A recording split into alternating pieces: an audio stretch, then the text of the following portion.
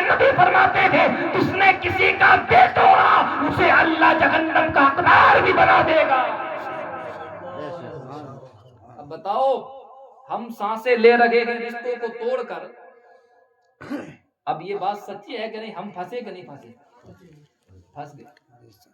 ہم نبی کی تعریف کر رہے ہیں، ہم اپنا ذکر نہ کریں پھر واپس چلیں۔ نبی نے فرمایا کہ جو ٹوٹے ہوئے دلوں کو جوڑتا ہے اللہ اسے جنت کا حقدار بنا دیتا ہے۔ حضرت عائشہ صدیقہ رضی اللہ تعالی عنہا گئی، حضرت ابوبکر صدیق نے جب اتنا جملہ سنا تو سننے کے بعد رونے لگے، آنکھوں سے آنسو نکلے۔ حضرت عائشہ پر عرض کرتی ہیں ابا جان یہ تو خوشخبری کی بات تھی، آپ روتے کیوں ہو؟ تم نے تو نہ جانے کتنے کے دلوں کو جوڑا ہے، نہ جانے کتنے دکھ والے تمہارے در پر آئے، تم نے تمام کی فریاد رسی کو سنا ہے، تم تمام کے فریاد رس بنے ہو، لیکن آپ روتے کیوں ہو؟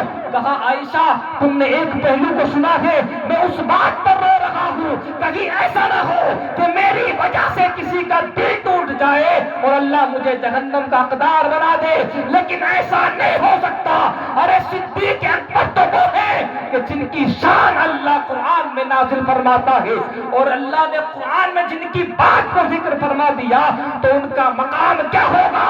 جب صدیق اکبر اگر کھجور کے درخت کے پنٹوں کو پہنتا ہے تو اللہ کے نبی شاد فرماتے ہیں اے صدیق اکبر تم نے درختوں کے پنٹوں کو نہیں پہنا بلکہ اللہ کو یہ اتنی پسند آئی ہے کہ اللہ نے تمام فرشتوں کو اس لباس کو پہننے کا حکم فرما دیا۔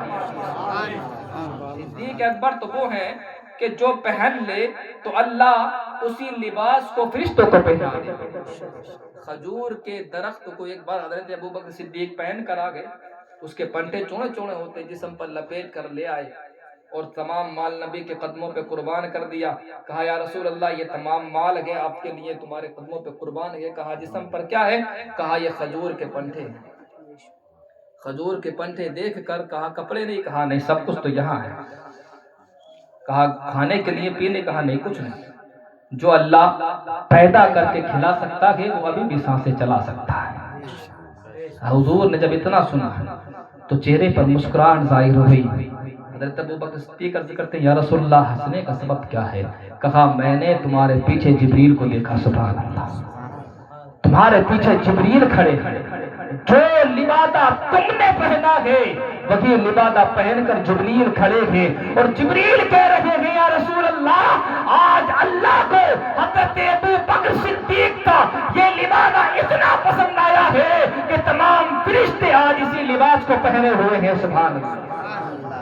یہ صدیق اکبر ہے اور یہ نبی کے غلام ہیں۔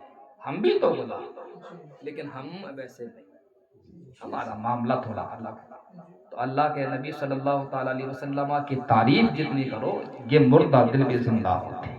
آج جو بات کہی تھی کہ آج صرف اور صرف نبی کے عظمتوں کو بیان کیا، اللہ تبارک و تعالیٰ کی توفیق سے